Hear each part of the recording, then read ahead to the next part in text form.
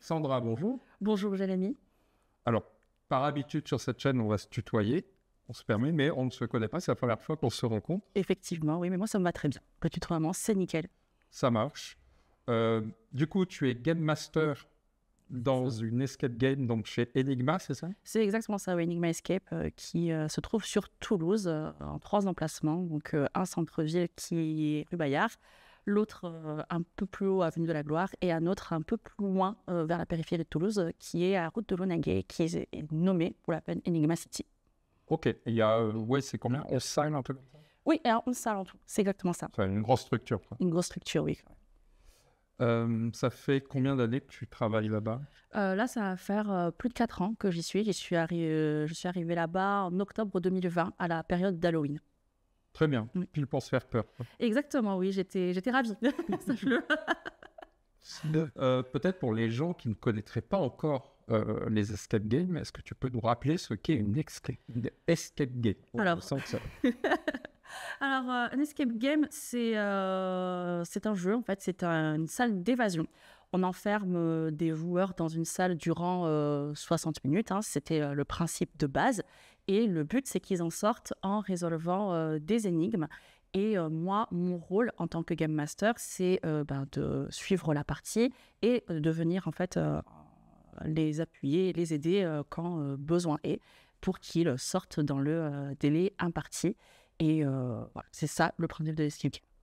Ok, d'ailleurs, comment tu as découvert l'univers des escape games? Tu as d'abord été joueuse avant d'y travailler ou l'inverse? Non, j'ai d'abord été joueuse avant d'y travailler, mais je pense que j'ai découvert le concept des escape games un peu comme tout le monde, je pense, à l'époque. C'était pas super répandu en France, mais par contre, aux États-Unis, ça commençait un peu à popper. Et je l'ai découvert via la série Big Bang Theory. Parce qu'à un moment, il y a un épisode où justement les personnages vont jouer dans un escape game. Et je dis, ah, c'est un concept que je ne connaissais pas, qu'est-ce que c'est? Et puis ils sont un peu blasés parce qu'effectivement, leur présente le concept, il y a un thème qui, je pense, c'est une sorte de fin du monde et ils doivent sortir en 60 minutes. Mais bien sûr, les personnages étant ceux qu'ils sont, ils terminent, je crois, la partie en une vingtaine de minutes et ils sont blasés comme pas possible. Je dis, oh, c'est rigolo comme concept. Et ici, This is cool. So how do we start? We have to look for the clues hidden around the room. Wasn't this supposed to be a zombie? Et ici, quand c'est arrivé, j'y suis allée une première fois en faisant un thème, bien sûr, zombie, le thème que je voulais absolument pas faire parce que même si je suis Game Master, j'ai aussi mes peurs et mes appréhensions. Et voilà, c'était le tout premier escape. Et puis après, j'ai pas vraiment arrêté. Ok. Oui, donc tu as découvert ça il y a un bout de temps. Oui. Tu as vu justement, il me semble, je ne sais plus comment on dit, je crois qu'il y a plusieurs, alors, je ne sais plus si c'est pas moi je t'aurais dit niveau, mais en gros il y a les premières escapes où c'était quelque chose d'assez simple, Oui, des cadenas et point barre c'est ça. quasiment. Oui, oui. Comment on appelle ça? C'est des niveaux, c'est ça? Ou des... Oui, ce sont des, pas des niveaux, des... Il y a eu des évolutions, c'est ça que Oui, je c'est voulais des dire. évolutions, voilà. Oui, oui.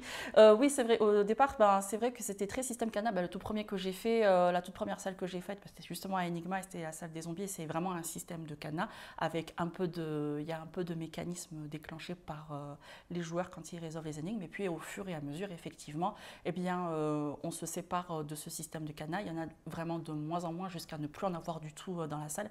Pareil pour le système de clés, parce qu'il y a les cadenas à code et puis il y a les cadenas à clés aussi qu'il faut trouver dans la salle et qui disparaissent en fait de plus en plus parce que le but maintenant c'est que les joueurs provoquent par eux-mêmes, je veux dire, provoquent par eux-mêmes une ouverture de salle ou plus d'immersion, quoi. Voilà, pour beaucoup plus d'immersion. Et puis même, tu vois, je ne sais pas si tu te rappelles, mais à l'époque, les escape games, c'était un écran visuel avec le temps qui s'écoule, Ouais. un envoi de système d'indices via ces écrans avec le son d'une petite cloche ou peu importe comment c'était amené. Et puis maintenant, pareil, de moins en moins, on voit ce système d'écran, on est plus soit à la voix, soit il y a une autre mécanique qui fait que les joueurs reçoivent des indices. Et oui, j'ai vu cette évolution. Je suis arrivée, je pense, je pense que ça devait faire 4 ans ou 5 ans que les escapes devaient exister. Et j'étais sur une phase, j'étais sur le moment tournant des escapes en fait. J'étais sur l'entre-deux, véritablement. Oui, Ouais. oui, moi je me souviens, ma première expérience, c'est on m'a attaché avec mes collègues à une espèce de grille et on nous a mis dans le noir. Boum. Ah, super comme première expérience. Oui, oui. Ça fait plaisir. Et, heureusement, on avait quelqu'un qui était très grand, donc il a pu appuyer sur le bouton avec les pieds, mais je pense que c'était pas ça qu'on devait faire. Mais bon. Je pense pas non plus, je suis pas très sûre. Donc toi, oui, tu disais ton rôle en tant que game master, Oui. Ça consiste en quoi exactement sur une session de jeu? Alors sur toute une session de jeu, on fait l'accueil du joueur en tant que game master déjà. On les installe dans ce qui va être la salle de brief, soit la salle, l'enseigne a une salle de brief dédiée, soit chaque salle a une salle de brief. On va expliquer le concept des escape games aux joueurs parce qu'il y en a qui sont complètement nouveaux. Encore aujourd'hui, il y en a beaucoup qui ne connaissent pas le principe, donc on explique ce qu'est un escape. On leur donne toutes les règles du jeu et les règles de sécurité parce que c'est extrêmement important la sécurité dans un escape parce que Dieu sait qu'il y a de nombreux joueurs qui parfois confondent escape game et Fort Boyard. Donc bien leur expliquer les règles, expliquer la salle qu'ils vont jouer parce que chaque salle possède un thème aussi et ensuite on les envoie dans la salle. Nous on est derrière nos écrans pour surveiller le jeu, pour envoyer les indices et pour s'assurer de tout le bon déroulement et la sécurité des joueurs au cours de la partie. Et à la fin, quand le délai s'est écoulé ou quand les joueurs ont terminé la partie, on vient les chercher, on fait un débrief sur le jeu et on les accompagne jusqu'à la fin, récupère les affaires et jusqu'à la porte. Voilà. Et c'est toute l'expérience de jeu des joueurs d'escape et c'est toute l'expérience du Game Master en l'espace de... allez, on va dire 1h30, 2 heures. Ouais. Oui, donc ça représente quand même une charge conséquente, quoi. Oui, voilà. Mais je n'ai pas précisé non plus qu'il fallait aussi qu'on range la salle derrière. Ce que j'allais dire, ouais, est-ce que ça prend combien de temps pour préparer une salle, justement? Ça dépend véritablement de la salle qu'on va faire jouer. Il y a des salles qui sont orientées très fouilles et qui vont mettre, on va dire, la salle de fouille qu'il y a à Enigma, c'est, je pense, un quart d'heure, 10 minutes, un quart d'heure de rangement, dépendant d'où les joueurs ont rangé certains des items. Voilà, enfin, poser certains des items dans l'élan de la peur, parce qu'il y a des moments, vraiment, on se pose des questions. On se dit, ah, cet objet était ici au tout début du jeu, ce qui est normal, mais pourquoi est-il dans cette pièce maintenant? Enfin, de manière totalement incongrue. Enfin, il y a des déroulements de jeu, on se dit, ah, c'était quand même assez... C'est une chambre d'enfant, quoi. Voilà, c'est exactement ça. Et donc, ça dépend véritablement des salles. Il y a des salles qui sont axées, par exemple, qu'observation. Il y a très, très, très peu d'objets à ranger. Et là, ça va prendre bien moins de 10 minutes pour ranger parce qu'on sait, on est beaucoup plus sûr de là où les joueurs ont posé les objets. Et puis, il y a très peu de recoins cachés qui font qu'on ne trouve pas un objet. Voilà. Ouais, tu parlais de fouilles, Oui. d'observation. C'est quoi, ça veut dire quoi exactement? Qu'est-ce qu'on trouve de différent par rapport à des énigmes ou je ne sais pas, quels sont les genres de salles qui existent? Il y a des salles qui sont axées fouille, axées observation ou axées manipulation ou agilité, etc. Il y a des salles qui font un croisement de tout ça. Quand il y a une salle, par exemple, qui est axée fouille, ça veut dire qu'il va vraiment falloir retourner des objets. Il va falloir, imaginons, on a une salle avec des étagères, un porte-manteau, un bac, et puis il faut ouvrir le coffre parce qu'il est accessible. Il faut fouiller à l'intérieur, voir s'il y a des éléments d'énigme cachés à l'intérieur, fouiller les manteaux s'il y a des éléments cachés des manteaux accrochés au porte-manteau, même enlever limite les manteaux parce que peut-être qu'il y a quelque chose de caché juste en dessous, les étagères, pousser les éléments qui sont dessus sans rien casser dans la mesure du possible aussi. Voilà, donc ça c'est plutôt axé fouille. Observation, ça va être, il va rien avoir de véritablement tangible et palpable. Peut-être qu'il va y avoir des indications qui vont être directement sur les murs ou peut-être indiquées au plafond, sans toucher le plafond bien entendu, mais regarder le plafond ou au sol. Et puis peut-être qu'il va y avoir des cadenas dans ces pièces ou des mécaniques qu'il va falloir toucher pour pouvoir déclencher les éléments dont on a besoin pour l'avancement du jeu. En fait, tous les objets qui sont nécessaires pour la partie, on les récupère au fur et à mesure. Ça va plus être une salle qui est axée sur de l'observation, d'autres qui sont basées sur de l'agilité. Prenons par exemple, tu sais, les labyrinthes que l'on doit maîtriser comme ça avec la boule. Voilà, ça va être plus axé sur de l'agilité. Donc voilà, ça ce sont les différents types de jeux existants. Oui, moi j'ai souvenir d'avoir eu à faire bouger une voiture téléguidée. Ouais. Et que j'étais pas du tout doué. Oui, alors ça vraiment, on ne peut pas trop en vouloir non plus. Non. On peut pas non plus en vouloir aux joueurs parfois quand ça vient pas, ça vient pas. Et puis, Mais je me suis bien amusé. Ben oui, ben je t'inquiète. Voilà. T'inquiète, moi aussi ça m'est arrivé. Et puis je suis restée très longtemps sur cette énigme, donc on s'est tous fait avoir par ça. Justement, on n'en a pas parlé, mais qu'est-ce qui t'a donné envie, toi, d'aller travailler dans une escape game? Ben, moi, j'aimais bien déjà le concept de l'escape game de base. J'aimais bien le côté le côté ludique, le côté jeu. Comme je jouais déjà auparavant avant de faire les escapes, je faisais pas mal de jeux de société. J'aimais bien ce côté-là, et puis j'aime bien aussi l'interaction avec les gens de base. Mais après, honnêtement, j'ai hésité à postuler en tant que Game Master parce que, comme je te l'ai dit, c'était la période d'Halloween et je savais sur quoi je risquais d'être formée en premier. C'était la salle chez Enigma que j'avais pas trop envie de jouer, c'était la salle d'horreur. Et je me suis dit, mais si j'arrive probablement quand même à me faire jouer la salle d'horreur, j'ai pas trop envie de jouer à la salle d'horreur, je risque d'être formée dessus. Et c'est arrivé quand même. Et puis bon, finalement, j'ai bien fait parce que je suis restée, j'y suis encore, enfin, ça fait plus de 4 ans que je suis là et il y a quelque chose dans le métier de Game Master qui fait que j'aime ce métier, j'aime bien l'interaction avec les gens, j'aime bien les accompagner. Il y a toujours le côté jeu aussi, même si les salles maintenant je les connais, je les connais toutes, mais par contre les groupes, eux, je les connais moins, je les connais pas, et donc c'est toujours des nouvelles manières de penser qu'on regarde derrière l'écran, des fous rires derrière l'écran aussi. Il y a des groupes qui sont hilarants comme pas possible, ils arrivent pendant le brief, tu sais très bien que c'est une partie, tu vas pas t'arrêter de rire, qu'importe le thème de la salle. Donc j'aime bien ce côté-là très interaction, divertissant, et puis le côté un tout petit peu roleplay entre guillemets, enfin, tu sais, la mise en situation des joueurs. Par exemple, je vais les envoyer dans une salle d'aventure, je vais les mettre en condition pendant le brief. Je vais dire, vous êtes, je ne spoil aucune salle là vraiment, mais imaginons, je vais dire, vous êtes de grands aventuriers, aujourd'hui vous allez ressortir fiers de cette aventure, et puis les joueurs ils sont là, ils disent, oui, c'est trop bien, j'aime bien ce côté-là, et les voir s'émerveiller. Oui, le jeu commence avant de commencer. Ah oui, le jeu commence avant de commencer. J'aime bien la mise en condition, et puis le fait de savoir qu'ils se sont amusés tout du long de la partie, et de voir cette satisfaction et de se dire, c'est cool, c'est vraiment cool en fait, parce qu'à côté, mine de rien, tu joues aussi un peu avec les joueurs quand tu leur envoies des indices.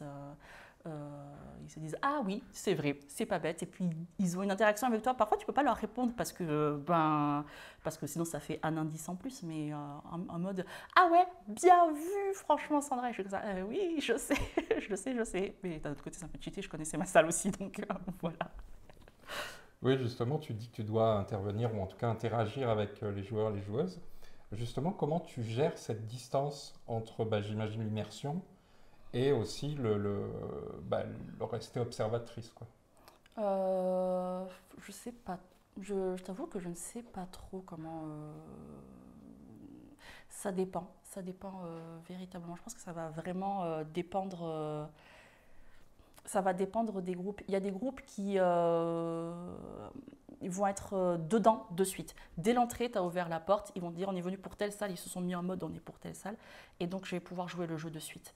Il y a des groupes qui ne savent pas ce qu'ils font là, parce que soit ils ne connaissent pas le principe de l'escape game, soit tu sais, ce sont des personnes qui une moitié de groupe où on a une moitié de groupe est très dedans et une moitié de groupe qui est là, tu qui sais, complète l'équipe. voilà, qui complète l'équipe et qui disent bon, on est là, mais voilà, on connaît pas le principe ou voilà, c'est pas ce qui nous hype le plus, mais comme c'est un groupe, enfin, ce sont des amis qu'on aime bien, on veut leur faire plaisir, ou c'est des cadeaux d'anniversaire ou quoi. Là, par contre, je vais pas non plus être trop insistante là-dessus, tu sais. Je vais être plus en mode, bon, je vais faire un brief un peu plus classique, un peu plus posé pour justement que les gens, tu sais, ne se sentent pas attaqués. Ils ne se sentent pas non plus trop en mode waouh, enfin, c'est exagéré là ce que vous faites, madame. On va se calmer un tout petit peu. Et après, pendant le jeu, voilà, je reste en mode plutôt neutre pendant la partie. J'envoie mes indices normalement. Et puis après, pendant le débrief, je fais le point, est-ce que ça vous a plu ou pas et tâter un tout petit peu aussi le terrain, voir est-ce que je peux un tout petit peu rebondir, surtout sur les personnes qui n'ont jamais fait d'escape, voir est-ce que je peux leur proposer une nouvelle expérience plus tard en leur proposant d'autres salles ou pas. Si ça leur a pas plu, ben je peux pas non plus. Ça arrive, ça Ah oui, ça arrive que des personnes véritablement n'étaient pas dans le jeu du tout dès le départ. Et ils l'ont dit spécifiquement qu'ils n'étaient pas dans le jeu parce que ce n'est pas quelque chose qui leur plaît. Je suis déjà tombée sur un autre cas c'est encore différent. C'était des joueurs sur une salle quand même qui reste une salle experte. Et le truc, c'est que sur les trois, il y avait un joueur qui a dit clairement, moi je n'aime pas ça parce que c'est trop court dans le temps. Moi j'aime prendre le temps de résoudre des énigmes. Et à partir du moment où je suis venue à leur aide et que j'ai vu que le temps commençait à jouer contre eux, j'ai été contrainte de les aider plus qu'il n'en fallait.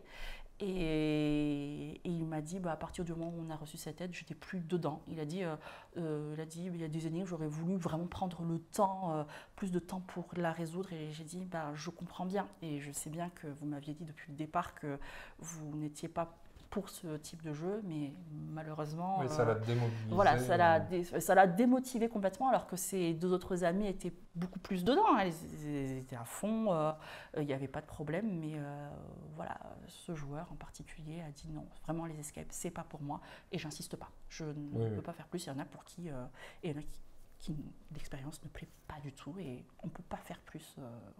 On dit c'est ok. Ça te plaît pas, c'est pas grave, tu as essayé et voilà, ça te fait juste une expérience en plus au niveau du jeu et c'est ok.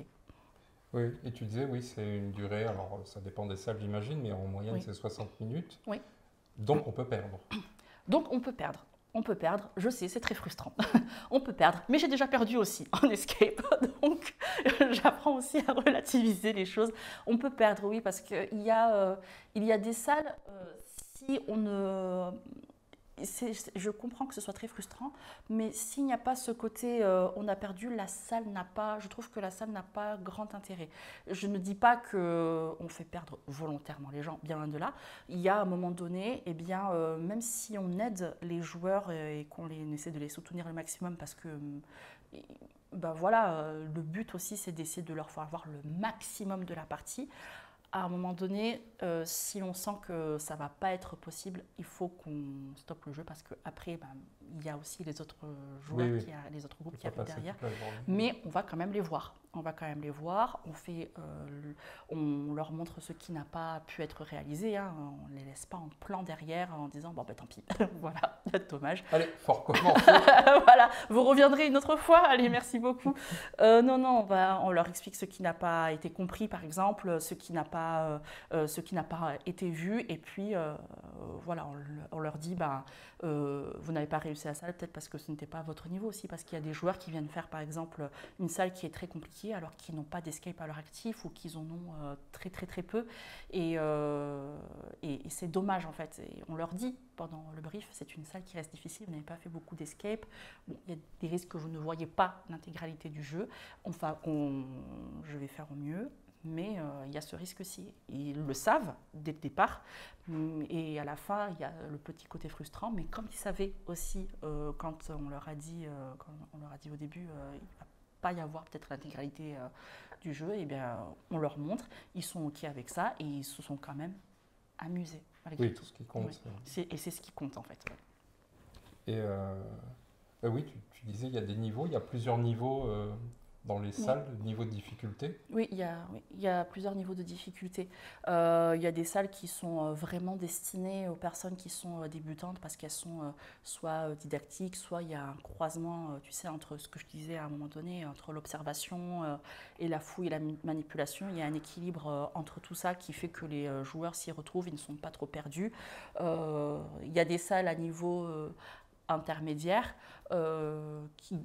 Cela dit, je pense, peuvent rester accessibles à des personnes qui sont débutantes. Alors débutantes, je m'entends peut-être avoir fait un peu plus de 3-4 escapes, mais voilà, qui leur restent accessibles. Et puis il y a les salles vraiment à un niveau difficile. Là, on conseille véritablement d'avoir fait plusieurs escapes auparavant. Je ne peux pas le chiffrer parce que après, le truc c'est que même s'il y a des salles, par exemple, qui sont considérées comme difficiles, j'ai déjà eu de très bonnes surprises, des joueurs qui en ont fait 1-2, mais qui s'en sont très bien sortis, mais parce que aussi le type de jeu leur correspond plus, par exemple, qu'une salle avec un niveau, tu sais, un peu plus simple, mais par contre, le type de jeu ne correspond pas.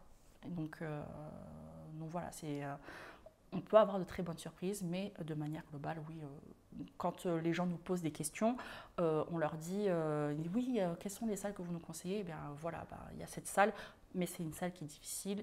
Je vous conseille de en faire plusieurs pour que vous soyez bien sûr que vous ayez aussi des réflexes de jeu que vous ne posséderez pas peut-être immédiatement si vous jouez la salle de suite et qui risque plus de vous perdre et de sorte et au final vous passez à côté et c'est vraiment dommage. C'est dommage pour vous, mais c'est dommage aussi pour le Game Master qui sera plus frustré de vous avoir aidé plus qu'il n'en faut alors que ce n'était pas l'intention de départ.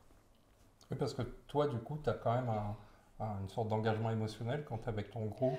Alors, vraiment, c'est compliqué, ça dépend vraiment des groupes. Je suis de base assez émotive.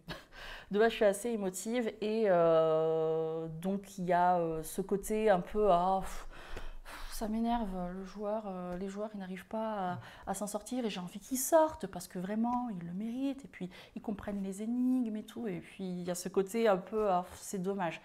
Et après, d'un autre côté, il faut que j'arrive à faire la balance et que je me rende compte aussi que même si j'ai donné le maximum, je ne peux pas aller au-delà non plus de ce que j'ai déjà, donné. Et c'est vrai que c'est assez, parfois assez compliqué de faire la part des choses. Oui, tu ne peux pas rentrer dans la pièce et dire « Il est là, oui. T'as pas vu ?» Non, je ne peux pas le faire, non, vraiment pas du tout. Même si parfois, vraiment, il y a des moments où tu te dis « Ah, qu'est-ce qu'on fait là ?» Parce que véritablement, on a donné tous les indices qu'il faut. Que va-t-on faire maintenant? Qu'est-ce qu'on fait? Et parfois, on doit faire sauter l'énigme en question parce que justement les joueurs ne comprennent vraiment pas du tout. On ne peut pas intervenir dans la salle parce que ça casserait une immersion, ça casserait une totale immersion. Donc on fait sauter l'énigme et encore une fois, pendant le débrief, on revient sur l'énigme pour expliquer et là les joueurs comprennent bien mieux. Parce que parfois, c'est vrai que quand on envoie des indices à l'écran, même sous différentes formulations, c'est le même indice mais formulé différemment, les joueurs ils comprennent vraiment pas ce qu'il faut faire. Donc là, on n'a pas d'autre choix. Oui, parce qu'en plus, tu es sous une forme de stress. C'est ça, c'est exactement ça. Et puis, il faut toujours se rappeler qu'il y a, encore dans certaines salles, il y a ce délai de temps qui joue énormément. Et donc, c'est un choix à prendre. C'est soit on laisse les joueurs sur cette énigme, mais bon, la fin est totalement pénalisée. Soit on favorise tout le reste du jeu pour que les joueurs profitent au maximum et voient vraiment la fin de la partie parce que, par exemple, la salle mérite de voir, d'aller jusqu'au bout. Et donc, on se dit, tant pis, tant pis pour l'énigme, vraiment. Et donc, toi, tu peux intervenir là-dessus, c'est-à-dire tu peux décider de dire, ok, cette énigme, on peut la... Oui, il y a des énigmes, on peut, des énigmes, on ne peut vraiment pas. Tout ce qui concerne l'énigme d'agilité, pas faire grand-chose, malheureusement. Donc voilà, il y a des moments où on est simple spectateur et on attend que ça se termine. Voilà, c'est juste ça. Justement, dans les groupes, quand ils sont vraiment très stressés ou vraiment bloqués, Mhm. est-ce que tu interviens? Enfin, est-ce qu'il y a vraiment des moments où il n'y a pas le choix, quoi? Il faut. Quand les groupes sont vraiment bloqués, mais bloqués comme pas possible, là, on a ce qu'il faut pour débloquer aussi. Ok. Pour débloquer certains éléments de la salle, on peut le faire. On peut le faire pour ne pas qu'ils soient frustrés plus qu'il n'en faut. Encore une fois, s'ils n'ont pas compris une résolution d'énigme, il y a la possibilité derrière de faire en sorte qu'ils avancent. Ils auront manqué cette énigme-là et c'est dommage. Mais d'un autre côté, il est là aussi pour s'amuser et pour découvrir la salle. Est-ce que parfois il y a des groupes qui ne suivent pas les recommandations ou qui perturbent le jeu et comment tu gères ça? Alors, Audience, écoute. Pour toi. alors, il y a des groupes qui ne suivent absolument pas les recommandations. La plus grande de toutes les recommandations étant, bien sûr, il ne faut forcer sur rien. Ouais. Et malheureusement, même si on l'a déjà dit en amont, il y a des groupes qui forcent quand même sur les objets. Et alors là, plusieurs cas de figure. Soit on dit via les indices non, ce n'est pas un élément sur lequel il faut forcer. Soit et le groupe dit ok ou pas d'ailleurs. Il peut arriver que le groupe insiste, dise non, c'est déjà arrivé. Soit c'est trop tard, l'élément est déjà arraché et Ah oui. là on se dit ah d'accord d'accord, ça fait une répa. ça fait Oui, une répa ça après. veut dire que tu vas devoir le réparer avant le groupe suivant? Oui, alors il y a des choses que nous on peut réparer parce qu'on sait que c'est un élément par exemple qui bougeait de base mais qui ne s'arrache pas. Mais c'est juste que l'élément peut bouger, ça arrive, mais on peut le remettre en place. Soit c'est pas quelque chose que l'on peut faire de nous-mêmes et là on doit faire appel à l'équipe technique qui va s'en occuper.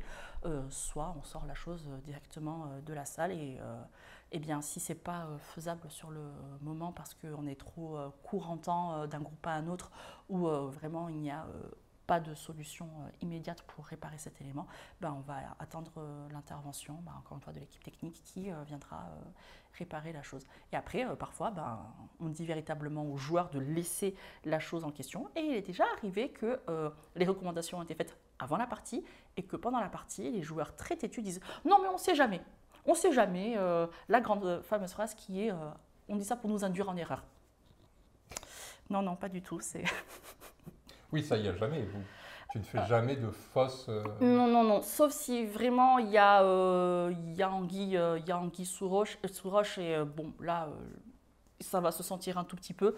Mais vraiment, quand on donne des consignes de sécurité et des consignes de jeu aux joueurs, on est quand même très clair là-dessus. Tout ce qu'on leur dit, ce n'est pas pour les induire en erreur. Justement, il en va de leur propre sécurité et de leur propre expérience de jeu. Parce que, par exemple, il y a dans les salles des éléments, c'est écrit très très très visiblement, ne pas toucher. Et on a quand même des gens qui touchent parce qu'ils se disent, il faut une clé. Il faut ouvrir ça et puis je me dis mais c'est écrit vraiment ne pas toucher, pourquoi les gens insistent-ils vraiment là-dessus? Et puis il y en a qui font des allées et venues sur ça, alors il y a malheureusement des ne pas toucher qui sont ouverts, des ne pas toucher, les joueurs à la fin de la partie nous disent oui on a réussi à ouvrir ça avec cet élément, mais c'était vraiment écrit ne pas toucher, parce qu'on le sait ça, donc... Oui, quand l'indice est aussi gros quand même, il faut le suivre. Ah oui, c'est vraiment pas une petite indication. Alors parfois, et c'est un peu dommage parce que parfois c'est fait un peu ça peut être présenté de manière un peu grotesque le ne pas toucher, mais à un moment donné, quand on leur dit pendant le brief une fois, deux fois, trois fois, il y a des éléments dans la salle qu'il ne faut pas toucher et qu'à un moment donné, ça finit par atterrir dans la salle, c'est qu'il y a véritablement une raison, c'est que derrière, ça a touché. Donc voilà. Tu confirmes, quand un élément est cloué, il n'y a pas d'indice caché dans le clou. Ah non, Donc on ne découpe pas. on ne découpe pas, on ne dévisse pas. Si c'est dit en plus pendant les consignes, on ne découpe pas, on ne dévisse pas, on ne démonte rien. Vraiment, si c'est vraiment explicitement dit, c'est qu'il faut vraiment pas le faire. On dit aussi les éléments, par exemple, il y a des prises dans la salle, pas de mise en danger. Vraiment, s'il y a une prise, on ne branche rien ni personne là-dessus, on ne fait pas ça. Il y a de la mousse dans la salle, de la mousse dans la salle pour vous protéger, pour éviter qu'on se cogne. On ne touche pas la mousse, vraiment. Et j'ai quand même des gens qui disent « Bon, elle a dit qu'il y avait rien dans la mousse, mais on ne sait jamais. » Ah, dommage. C'est vraiment dommage. Ouais, c'est marrant d'ailleurs, ce côté de se dire on nous ment ou on essaie de nous induire en erreur. Ah oui, non, mais ça, je trouve ça toujours très surprenant de voir des joueurs qui se disent « Bon, on va quand même le faire malgré tout. » Parce qu'on ne sait jamais. On ne sait jamais, le fameux on ne sait jamais, vraiment, on se dit, c'est vraiment dommage que je l'ai dicté en consigne, ça, véritablement. Est-ce qu'il y a une typologie, un profil type, je ne sais pas, particulier, parmi les personnes qui viennent en escape? De manière globale, il y en a pas tant, parce qu'il y a vraiment de tout, il y a vraiment... de tous les profils qui viennent jouer aux escapes. Il y a ceux qui veulent découvrir les escape games, qui ne sont pas forcément des joueurs, ils ne jouent pas forcément aux jeux de société ni rien, ils veulent juste découvrir quelque chose de nouveau. Il y en a qui viennent parce que, par exemple, ce sont des personnes, des sexagénaires, des septuagénaires qui viennent parce que leurs enfants ont joué aux escapes et qu'on leur a dit « Ah, c'est super cool les escape games », et donc ils arrivent et ils viennent découvrir. On a des gens qui sont férus d'escape, qui en ont fait, on a déjà accueilli des groupes, ils en ont fait 1000. Ah oui. Ah oui, là, vraiment, ces gens-là, ils sont à fond, hein. Véritablement, quand on discute avec eux, c'est pas triste, hein. On se dit, ah oui, quand même, vous avez c'est 1000 escapes, on sait quand même le budget que c'est un escape game, hein, et c'est pas 1000 escapes en France, hein, c'est vraiment 1000 escapes. On a fait le tour, on a fait un peu le tour du monde, hein. On s'est déplacé dans tel et tel pays pour faire un escape parce que on a un groupe qui est dédié aux escape games et puis qui est chaud pour faire 4 jours de road trip escape, et vraiment on a ça aussi comme profil qui vient et puis et qui s'amusent, hein, malgré tout. Ils enchaînent. Et ils enchaînent. Ce sont des personnes qui enchaînent. Par exemple, à Enigma City, j'ai déjà accueilli un groupe, justement, des personnes qui ont fait 1000, 200, 700, 400 escapes et qui ont enchaîné les 3 salles d'Enigma City à la suite. Et pourtant, moi j'enchaîne juste 2 escapes, je suis rincée parce que, mine de rien, c'est éprouvant de faire un escape game. On ne dirait pas vu de l'extérieur quand on n'a pas fait ou quand on en fait peu, mais on s'engage quand même quand on est dans un escape. Il y a un investissement intellectuel, physique aussi parfois, parce qu'on peut courir d'un point A à un point B dépendant de la salle que l'on fait. C'est quand même de l'énergie. Et je me dis, waouh, vous n'êtes pas fatigué. Et ça fait combien de temps? Ça fait 4 jours que vous êtes là. D'accord, et vous avez fait plusieurs enseignes, très bien, parfait, vous n'êtes pas fatigué, d'accord, et vous enchaînez en plus de ça la semaine prochaine. Mais vraiment, je trouve ça impressionnant. Il y a ça, il y a les familles, et puis les familles qui sont là, une partie n'en a jamais fait, une partie en a déjà fait, et puis après, les joueurs d'escape plutôt classiques, qui viennent tous les mois, tous les 2-3 mois, des groupes d'amis qui aiment les jeux de société, les escape games, vraiment on a de tout. Des jeunes ados qui, c'est leur première fois, leur argent de poche, ils disent oui, on vient faire la salle d'horreur, c'est notre première escape, et puis ils sont tout contents, mais vraiment, on a de tout, on a vraiment de tout qui vient. Oui, tu parlais de l'implication pour les joueurs, donc la charge cognitive, j'imagine, elle est bien remplie. Oui. Toi, du coup, est-ce que toutes les salles nécessitent la même implication de ta part? Non. Il y a des salles qui vont me demander un peu plus d'énergie parce que ce sont des salles à interaction. Et là, il n'y a pas le choix. Il faut quand même que je suis présente en fait pendant tout le long de la partie. C'est très rythmé par mes interventions parce que ce sont des salles qui sont scénarisées. Donc, en fait, comme il y a une histoire derrière, ça reste des salles d'escape, mais il n'empêche derrière que moi, je dois être là, je donne le ton et l'ambiance de la salle dans laquelle les joueurs sont. Il y a des salles où je vais être beaucoup plus en retrait parce que ce sont des salles classiques qui font que je vais suivre la partie. Et il y a des parties, très honnêtement, où je vais être spectatrice du jeu parce que les joueurs sont très bons, qui n'ont pas besoin de moi, et donc je vais juste être là et puis il manquait juste un popcorn, c'est tout. Et il y a des salles où je vais être un peu plus concentrée parce que les joueurs ne s'y connaissent pas en escape et ils n'arrivent pas à se repérer dans l'espace, dans tout ce qu'ils sont en train de faire, ils n'arrivent pas à savoir où ils doivent se rendre, s'ils ont absolument tous les éléments, donc là je vais être un peu plus impliquée. Et il y a des salles, malheureusement, je vais devoir les guider, mais vraiment pas à pas, parce que vraiment les joueurs n'arrivent pas à se détacher de l'élément indice. Et ça, c'est beaucoup plus embêtant pour nous, parce que ça ôte le côté jeu pour les joueurs. Ouais. Mais les joueurs, eux, par contre, j'ai la sensation qu'ils pensent que ça fait partie intégrante du jeu, que de recevoir des indices en fait. Ils sont là, il y a des moments, ils sont là, un peu en mode attente, et puis on a déjà des joueurs qui disent « D'accord, ok, et maintenant, qu'est-ce qu'on fait ?» Mais en s'adressant aux caméras, pas en parlant entre eux, parfois ils sont direct caméras, « Mais qu'est-ce qu'on fait maintenant ?» Et puis on est comme ça, on se dit « Mais il faut que vous résolviez l'énigme maintenant, il faut vous mettre en marche, mettez-vous en marche. » Et les joueurs, ils sont là, et puis ils attendent, et puis là, ils reçoivent le premier indice, ils font « Ah, d'accord, ok !» Et là, ils se mettent à jouer. En fait, il leur faut soit un point de départ, soit il faut leur faire l'énigme pas à pas. Oui, comprendre comment, en fait, oui. C'est quoi une énigme, en fait. C'est ça. Et puis, bon, après, parfois, ce sont des premières fois, parfois, ce sont des joueurs qui... je pense, doivent avoir l'habitude de recevoir des énigmes parce que pendant le brief, tu sais, ils te sortent pas très subtilement. En fait, on a fait plusieurs escapes, mais on n'est jamais sorti. Ah. D'accord, ok. D'accord. On va faire en sorte que cette fois-ci, vous sortiez. Hein, mais c'est rythmé. Mais si on veut les faire sortir, c'est rythmé par les indices. Et je pense qu'ils ont l'habitude d'avoir ce type de jeu, peut-être jusque-là. Du coup, ça serait quoi, selon toi, les critères d'une bonne salle d'escape game? Une bonne salle d'escape, c'est déjà des énigmes qui sont pas des énigmes pas trop tirées par les cheveux et utiles à la partie.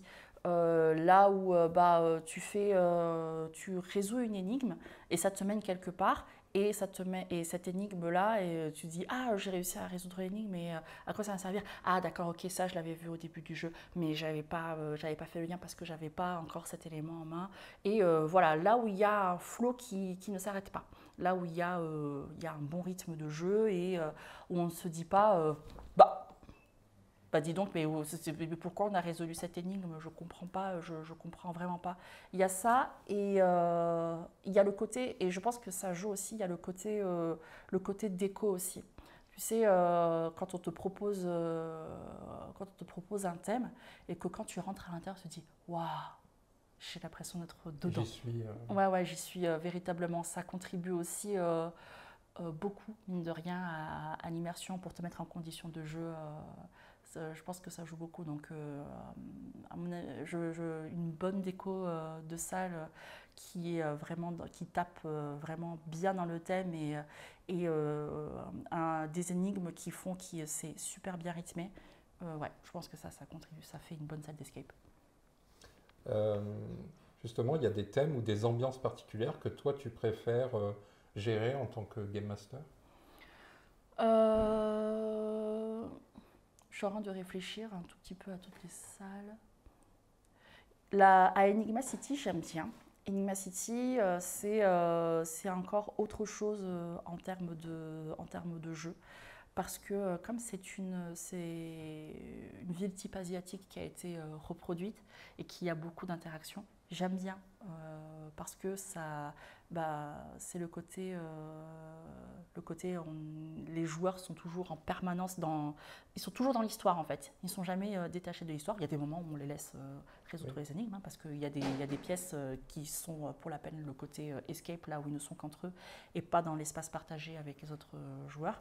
Il y a des moments où ils sont tranquilles, mais quand ils sont en train de se balader en ville et qu'ils doivent bien interroger des personnages de l'histoire, j'aime bien ça. Et puis j'aime bien masteriser pour la peine Enigma City pour ce côté intervention et immersion immédiate une fois qu'ils arrivent là-bas.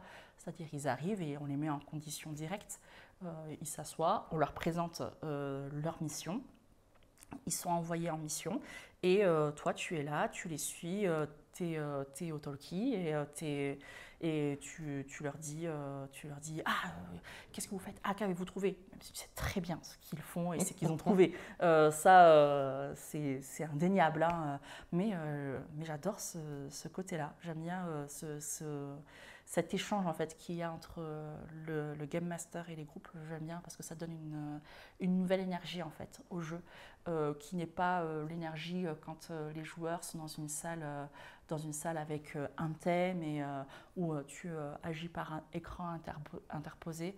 Il y a moins d'échanges, les joueurs sont là, mais j'aime bien vraiment cet échange permanent qu'il y a et du début jusqu'à la fin. En fait, c'est-à-dire que le brief, ils sont dans l'histoire et au débrief, après, on sort de l'histoire, mais ça nous permet d'avoir un autre encore niveau d'échange et de voir alors est-ce que ça vous a plu, est-ce que c'est un type de jeu qui vous plaît bien et d'entendre les joueurs dire ah oui vraiment ça change énormément du type d'escape classique, c'est plaisant. De manière globale les retours sont toujours positifs par rapport à ce type de jeu et comme c'est quelque chose qui n'est pas non plus super commun et super répandu en type d'escape, j'aime bien le côté alimentation de ce type de jeu, qui donne envie aux joueurs de revenir et attiser un peu plus leur curiosité pour plus tard. Côté découverte. C'est exactement ça, oui.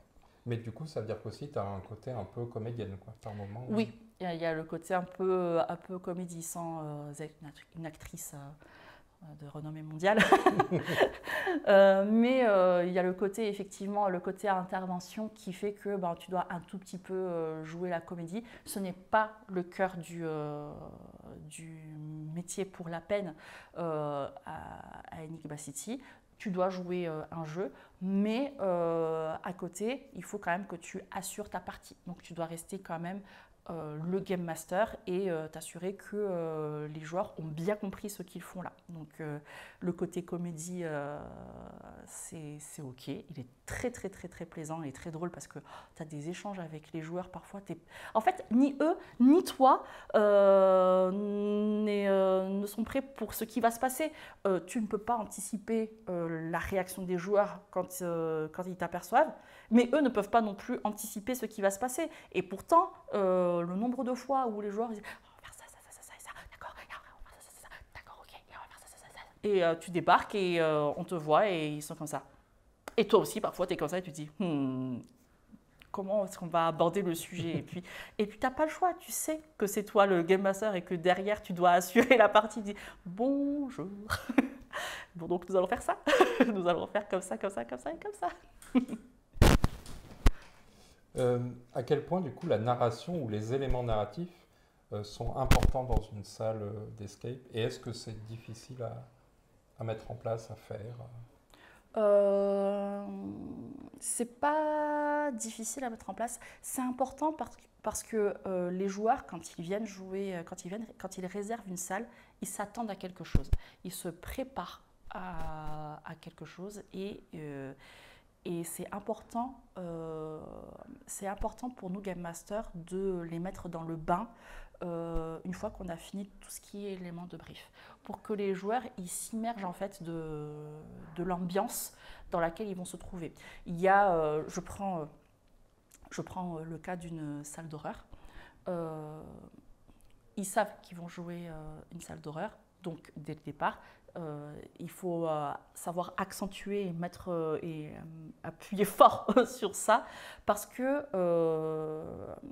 ça va te permettre aussi, quand tu fais le brief, de déterminer qui sont les personnes qui qui sont en mode ça va aller, et les autres qui sont en mode non, ça va pas là, vraiment, non, très très très très bof.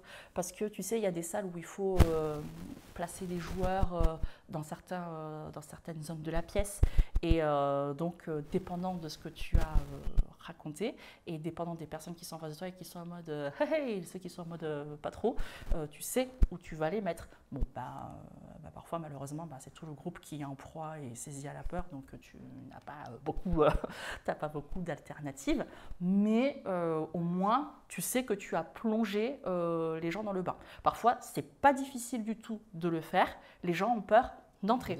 C'est-à-dire, tu n'as pas commencé l'histoire, enfin, tu as à peine dit les premiers mots, et les gens ils sont comme ça. Ah, ça fait peur, je crois que ça fait peur. Et il y en a... l'extrême opposé, tu as raconté l'histoire et du début jusqu'à la fin, ils n'ont pas peur. Ouais. Donc voilà, c'est pas parce que tu as mal raconté l'histoire ou quoi, c'est tout simplement parce que c'est pas quelque chose qui les atteint, qui sont pas sensibles à ça et voilà. Et par contre, ils s'amusent, mais vraiment très très bien dans la salle. Ils sont très heureux.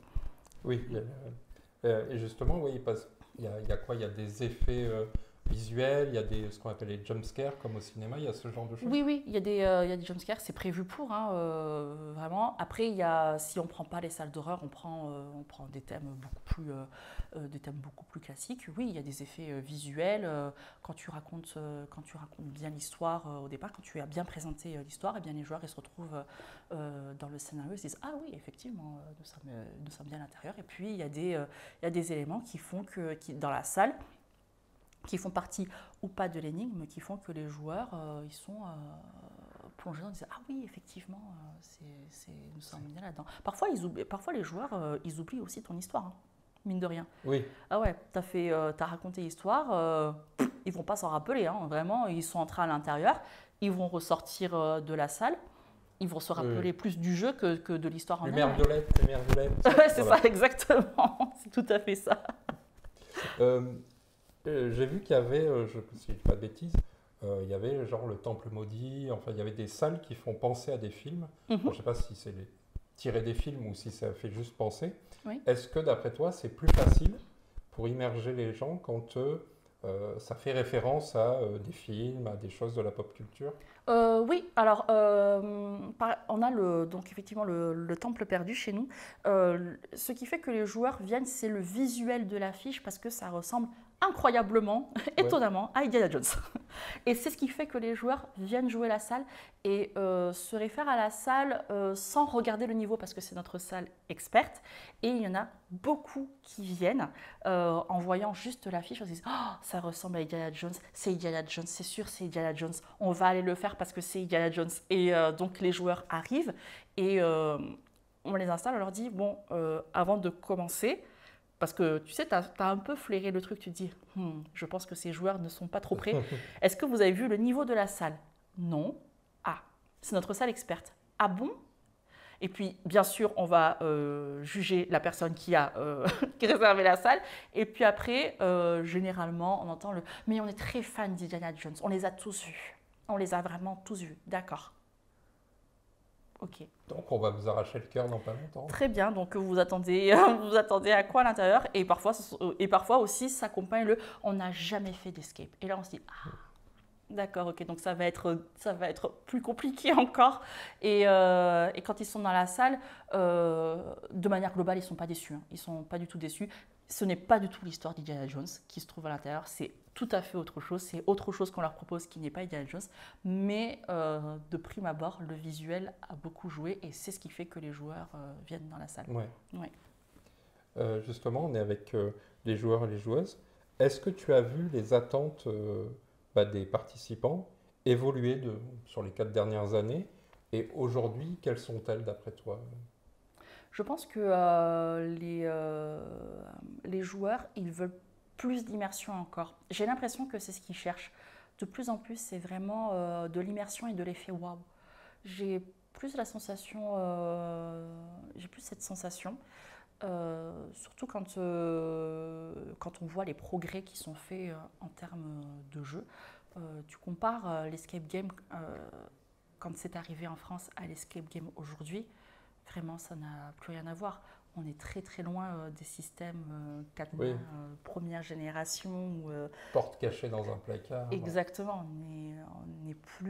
n'est plus du tout dans ça. On est dans une volonté d'être dans une immersion complète, quitte à avoir une histoire, et plus cette sensation, tu sais, ah, la salle est à résoudre en 60 minutes, sinon c'est la fin, on n'aura pas profité de tout. Non, je pense que les joueurs ont envie d'avoir derrière aussi une histoire suivie. En fait, ils veulent de la logique dans tout ce qu'ils font, mais vraiment de A à Z. On a un début de jeu. Ah ok, mais ça raconte quoi? Plus que ça, j'ai l'impression que c'est plus que ça résout quoi, mais qu'est-ce que ça raconte en fait?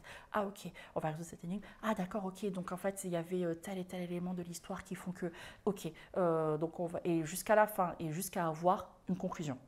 Je pense que c'est plus ça maintenant que les joueurs attendent, plutôt que de résoudre une salle d'escape où on se dit ah, on est entré dans la salle, ok, cool, et on résout les énigmes, on est sorti de la salle, d'accord, et derrière, tu sais, il n'y a pas eu... on ne sait pas ce qui se passe en fait. On est dans la salle, mais pourquoi sommes-nous là en fait? Ok, on a récupéré cet item ou on a résolu tout le mystère de la salle, mais pourquoi? En fait, non, maintenant je pense que les joueurs ils veulent vraiment une logique quand ils entrent dans la salle. Ah ok, c'est ça l'histoire? Super, on va la suivre jusqu'au bout et puis cohérence. Et il faut vraiment beaucoup de cohérence et je pense que là maintenant, c'est ce vers quoi les enseignes essaient de tendre de plus en plus, c'est créer cette immersion. Et avec aussi le moins d'intervention possible dans l'histoire de la part du Game Master qui est toujours là en soutien, mais s'il y a une intervention, il faut que ce soit bien ancré dans l'histoire, que ça ne casse pas en fait le jeu dans lequel il se trouve. D'ailleurs, question comme ça, mais tu as déjà participé à la conception d'énigmes ou de salles? Non, on n'a jamais vraiment participé. L'équipe technique s'occupe en fait de créer l'intégralité des salles. Et nous, ce que l'on fait, ce sont toutes les phases de test. Donc il y a les alphas et ensuite, donc vraiment premier test avec toute l'équipe de formateurs. Et ensuite, il va y avoir les bêtas avec les Game Masters de l'enseigne. Et ensuite, on va faire venir des groupes dans la salle pour tester, voir s'il y a des choses à améliorer ou pas. Mais en termes de conception même de la salle, nous, on est très en retrait. C'est quelque chose qui te plairait? Vraiment, à la quantité d'idées qui peuvent popper, ouais, en vrai, ça me plairait bien parce que des idées, des énigmes et puis des inspirations aussi d'autres escapes ou de jeux que l'on a fait, il y a des moments ça peut très bien se glisser dans la conception d'un escape. C'est quoi les questions qu'on te pose souvent, pas en interview, mais avant ou après la séance? Est-ce qu'il y a des récurrences? Vous devez bien vous marrer derrière les écrans. Ça c'est C'est la prochaine question. On se marre bien derrière les écrans. Ça, on m'a déjà demandé à plusieurs reprises, c'est vous c'est vous la gérante de la salle alors? Non, non, je suis Game Master parce que parfois je suis seule sur le local, tout simplement parce que n'y a pas besoin d'autres personnes qu'un Game Master, tout simplement. Il y a quoi aussi? C'est chouette comme métier Game Master, franchement ça a l'air d'être trop bien comme métier, non? C'est trop bien. Et il y a des moments, oui, des moments c'est honnêtement très éreintant, dépendant des périodes. Les conseils de salle aussi, ça revient parfois. Et il y a quoi aussi? Ça vous met combien de temps pour ranger la salle? Ça met longtemps pour ranger la salle. Désolée pour le bazar, on a mis le bordel. Ça va mettre longtemps pour ranger. Ouais. Et parfois non, parfois oui, ça dépend de ce que vous m'avez mis, ce que vous avez rangé, posé dans un lieu complètement improbable. Tout dépend véritablement. Ça, ce sont les questions assez récurrentes qui qui reviennent. Mais vraiment, l'histoire, vous deviez vous amuser et c'est vous la géante, ça me fait beaucoup, beaucoup rire à chaque fois. Parce que... Il y a quelque chose de similaire, pas loin. Et j'y répondrai, véritablement. Justement, tant qu'on est sur les groupes et parfois des débutants, toi, tu as vu donc de nombreux groupes avec plus ou moins de succès, on l'a vu. C'est quoi les plus grandes erreurs que font les joueurs débutants ou les gens en général? Mal communiquer.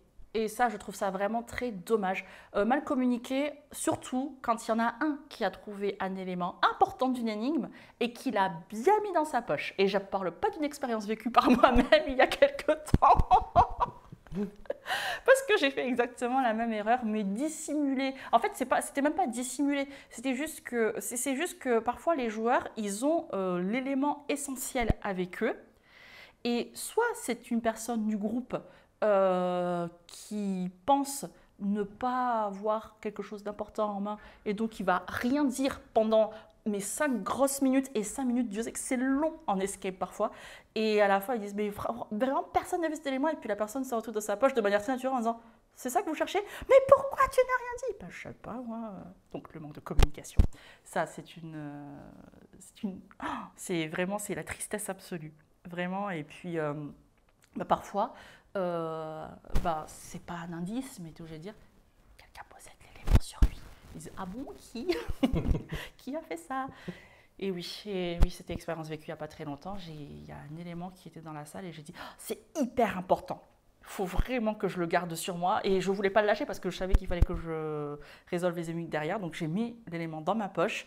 Et vraiment, pendant 5 minutes, qui ont été peut-être les 5 minutes les plus longues de toute ma vie aussi, j'ai dit, mais il est où? J'en ai vraiment vu ce papier, je l'ai lu. Et puis, évidemment, heureusement, en bon game master qu'il était, je jouais avec des collègues de travail.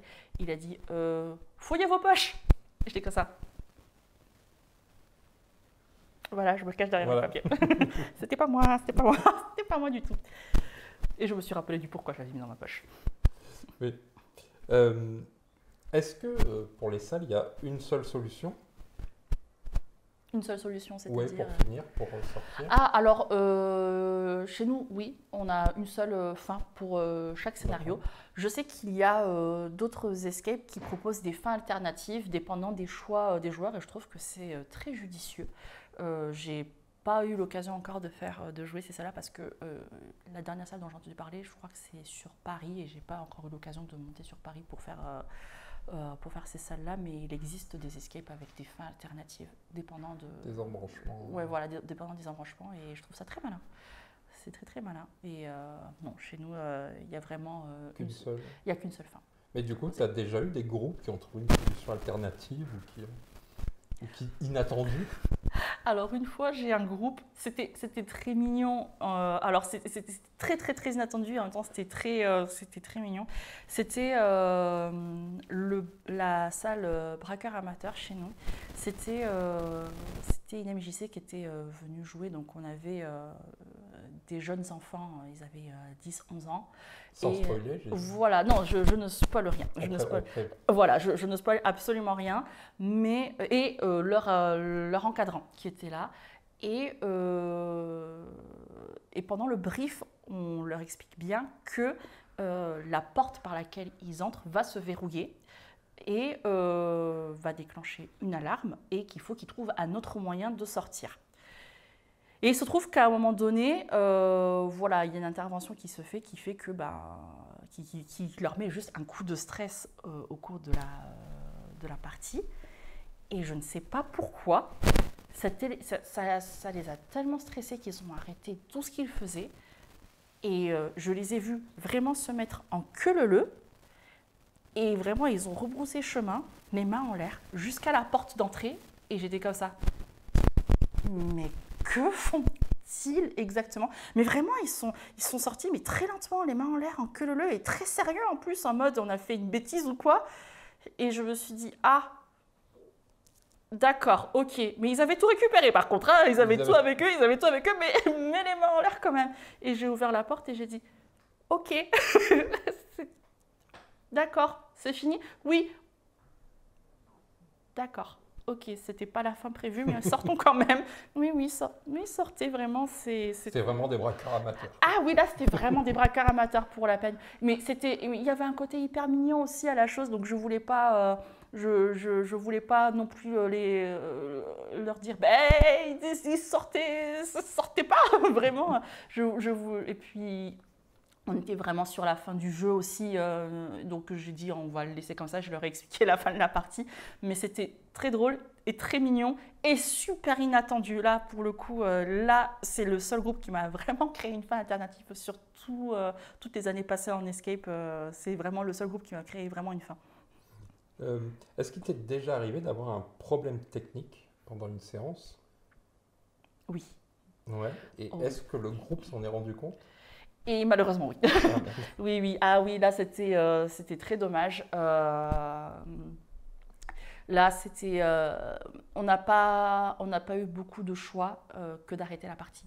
Parce que, en fait, ça bloquait véritablement l'immersion. Et même, c'est une salle qu'on a dû arrêter de faire tourner sur le reste de la journée parce qu'en fait, ça cassait le rythme intégral du jeu. Et là, on n'a pas, c'était pas un problème en plus qu'on pouvait gérer de nous-mêmes, même si on avait des connaissances, même si on a des connaissances de base sur la salle et qu'il y a des interventions que l'on peut faire de nous-mêmes pour essayer de régler le problème. Là, c'était vraiment pas possible. Donc, c'est à un moment, on a dû fermer la salle pour voir pour que l'équipe technique puisse voir en fait quel était le problème de fond. Et les joueurs, heureusement, ont été très mignons et très compréhensifs. Et là, je trouve que c'est un peu dommage. C'est un impondérable en fait. On peut pas. Oui. C'est quelque chose qu'on peut vraiment pas maîtriser quand les salles tournent souvent.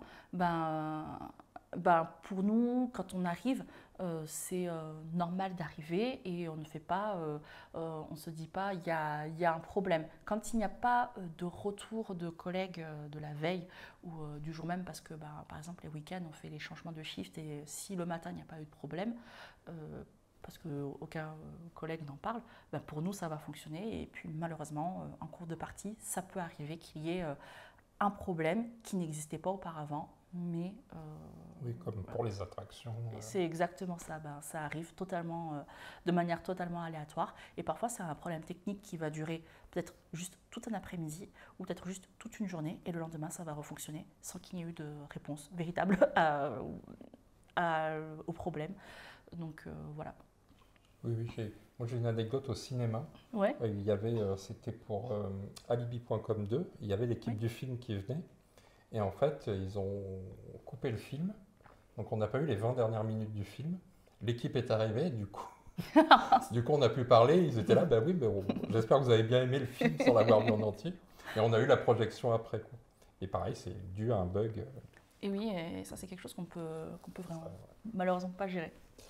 Est-ce que de par ton métier, tu es devenue beaucoup plus forte en tant que joueuse? Je crois que j'ai une observation plus aiguisée. Alors maintenant, il y a quelque chose qui court assez fréquemment chez les Game Masters. Les Game Masters sont très mauvais en fouille. Vraiment. Et franchement, je ne révèle rien en disant ça.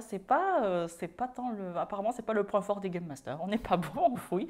Mais après, c'est vrai qu'il y a des énigmes sur lesquelles je vais être beaucoup plus aguerrie, beaucoup plus attentive.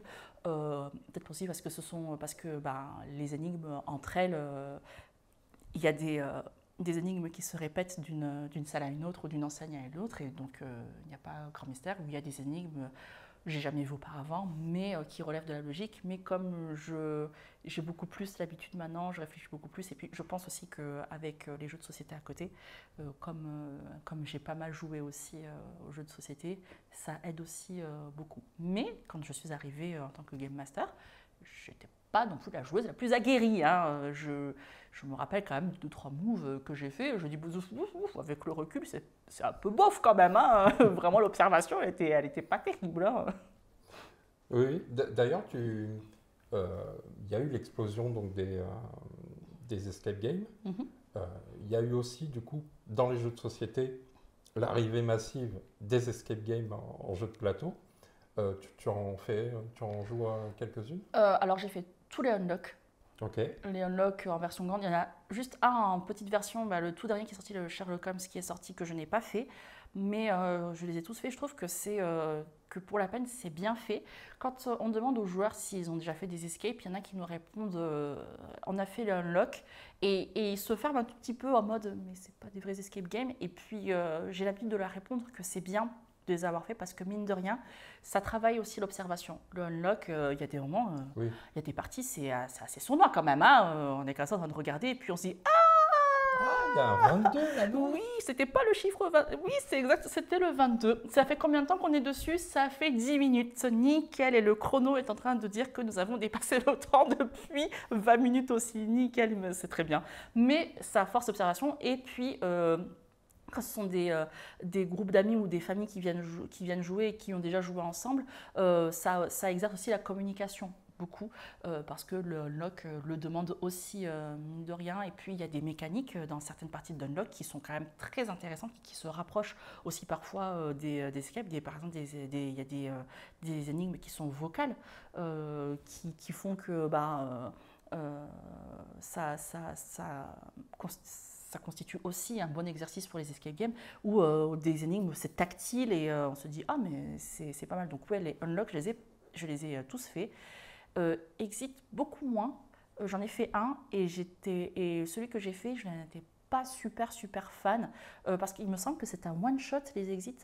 Ouais, c'est ça. Hein. Et je trouve que c'est un tout petit peu dommage parce que là, pour la peine, je crois qu'il fallait que je fasse du découpage. Oui, il faut détruire le matériel. Ouais, je trouve ça un peu dommage et donc voilà, j'étais pas super fan des exits. Par contre, il y en a un.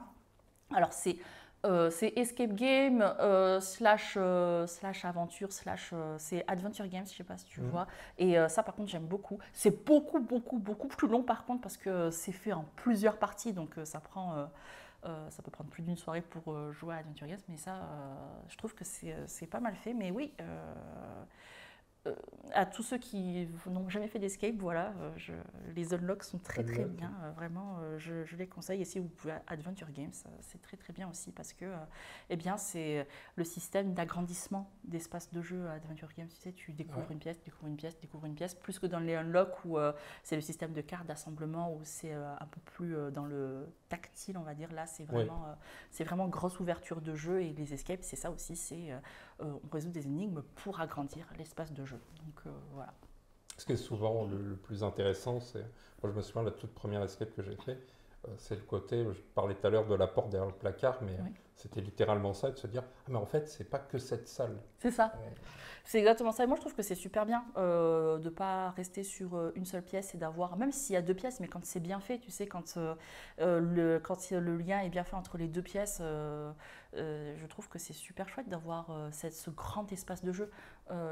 Je pense, jamais fait d'escape avec une seule salle, mais je sais que ça existe et j'ai des joueurs qui m'ont fait des retours d'escape à une seule salle et qui me disaient, voilà, c'est pas foufou, je sais même plus, je pense que c'est une salle à mon avis qui ne doit plus exister parce qu'il m'en avait parlé, c'était vraiment bien du post-Covid et c'était bien avant ça qu'ils avaient fait les escapes. Comme après le Covid, malheureusement, il y a des salles qui c'était une période compliquée. C'était une période très compliquée, Et parce que du coup, vous avez été obligé de fermer. Oui, on était obligé de fermer, comme tous les lieux de divertissement. Voilà, les lieux non essentiels. Voilà. Et j'y pense, est-ce qu'il y a, je ne sais pas s'il y a Enigma, il y a ça, mais est-ce qu'il y a des salles qui te mettent physiquement en situation, je pense à de l'eau qui se remplit ou des choses comme ça, ou c'est encore quelque chose qui reste à la marge ou peut-être qui n'existe pas d'ailleurs? De l'eau qui se remplit. Ouais, comme si on allait être noyé ou des choses comme ça qui te mettent physiquement. Non, alors à Enigma, il n'y a pas cet engagement-là. Enfin, cet engagement physique, on ne le met pas parce que c'est pas le but de l'escape.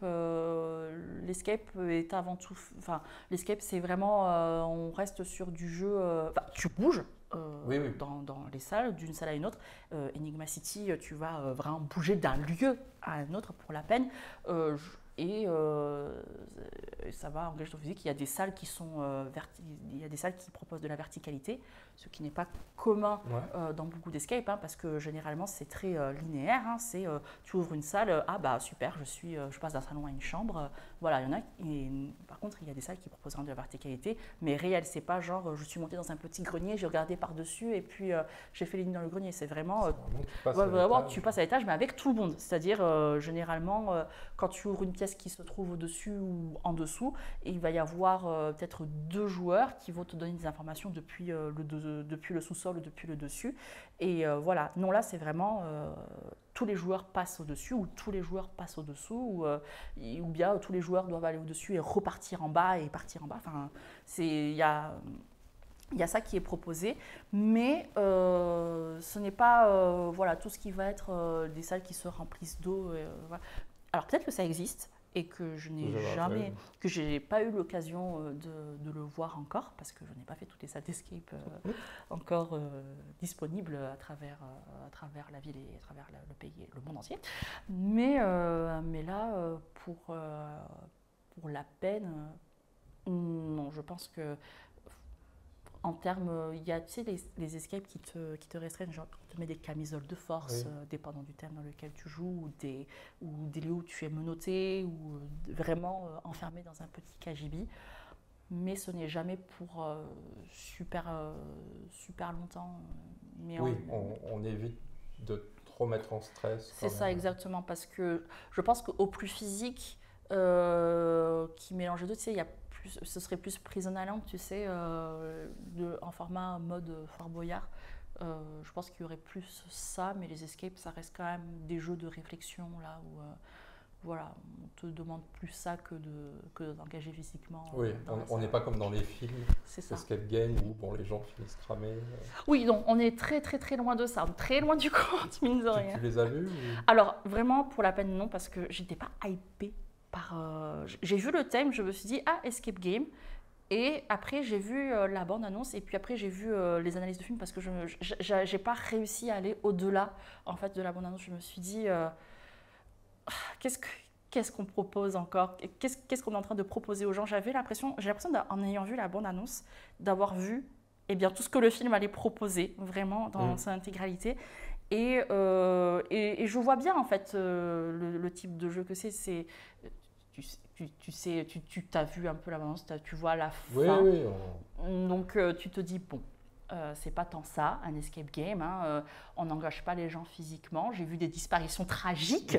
Vraiment, normalement on sort. Normalement, on sort tous. Un escape game, c'est un peu le but. L'escape game, c'est un. Alors je le dis face caméra et je le dis aussi en brief. Vous allez entrer au nombre que vous êtes et vous ressortirez au nombre que vous êtes. Dans l'escape game, je sens que c'est pas trop ça. Enfin, même, c'est pas trop ça. C'est-à-dire, on sait très bien combien vous êtes au départ, on sait à peu près combien vont en sortir de cette histoire. Donc, non, il n'y a pas ça. Il n'y a pas de mise en danger dans la salle. Il n'y a pas d'effets spéciaux waouh au point de vous brûler. Il n'y a pas ça. Ou au point de vous geler. Il n'y a pas ça. Ou au point de vous compresser. Il n'y a pas cette mise en danger-là. Vraiment, on le dit aux joueurs. Il n'y a rien que vous deviez faire qui vous mette en danger. On ne grimpe pas les uns sur les autres, on ne grimpe pas sur les éléments de décor, il n'y a rien qui va vous compresser, rien qui va vous brûler, rien qui va vous noyer, rien de tout cela. Ne vous inquiétez pas, jouez le jeu normalement. Des choses qui vous mettent en stress, oui.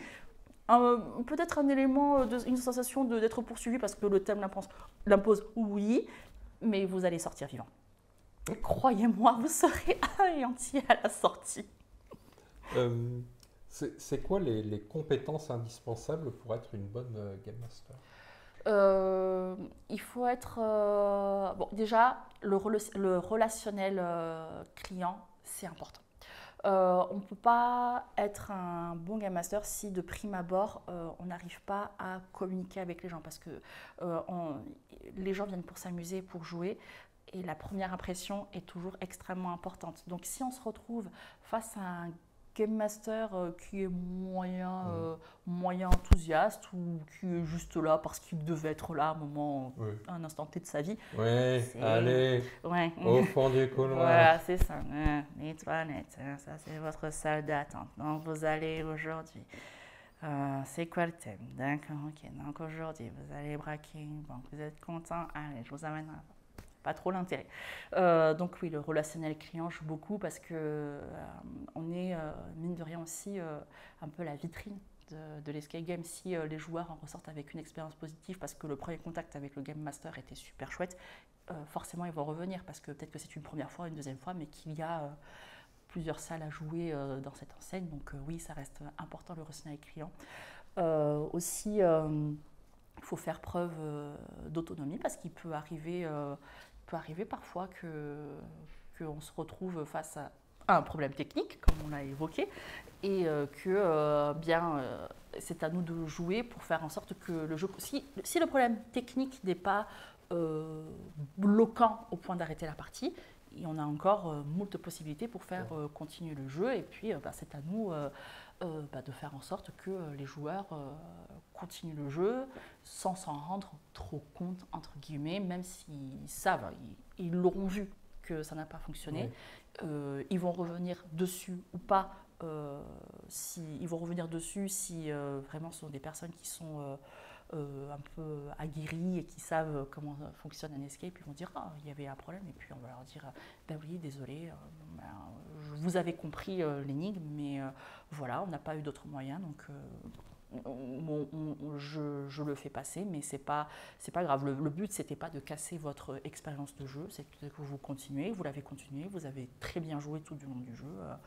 Donc voilà, il y a ce côté-là aussi, des brouillardises également. Et puis, je pense que aussi être un peu joueur derrière, un peu jeu de société ou jeu d'escape même, ça peut aider aussi parce que ça nous permet également d'avoir du recul sur la manière dont les joueurs vont jouer la salle.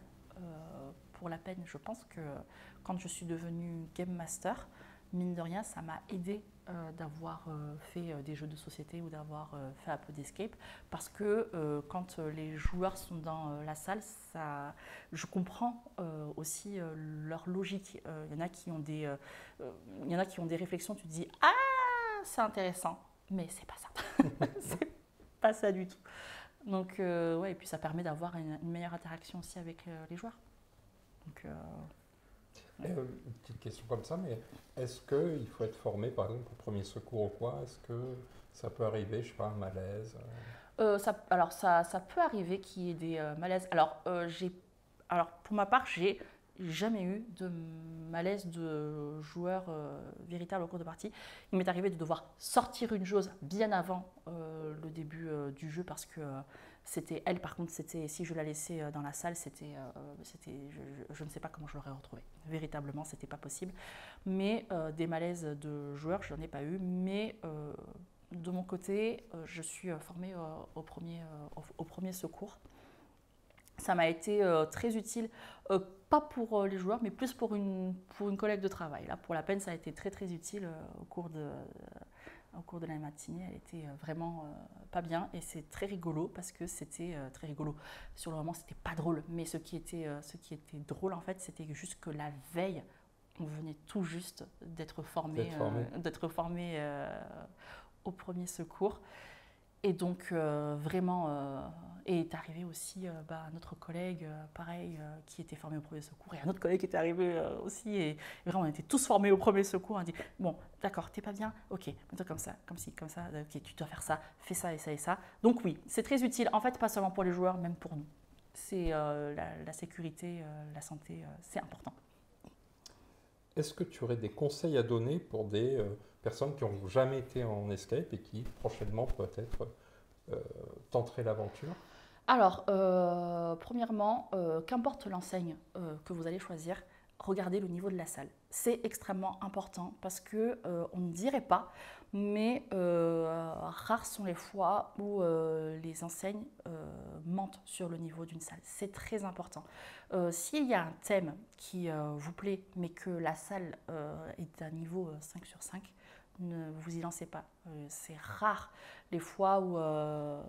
c'est rare les salles d'escape qui ferment comme ça du jour au lendemain. Vous aurez l'occasion de revenir jouer la salle plus tard quand vous serez un peu plus aguerri. Mais véritablement, regardez le niveau de la salle. Ça c'est vraiment le gros conseil que j'ai à donner pour tout premier joueur d'escape, véritablement. Puis regardez aussi le thème de la salle, hein. Enfin, je veux dire, Oui. Oui, aussi ça joue, mais s'il y a un thème qui vous plaît mais que la salle n'est pas accessible par rapport au niveau, regardez un autre thème qui vous plaît parce qu'il y a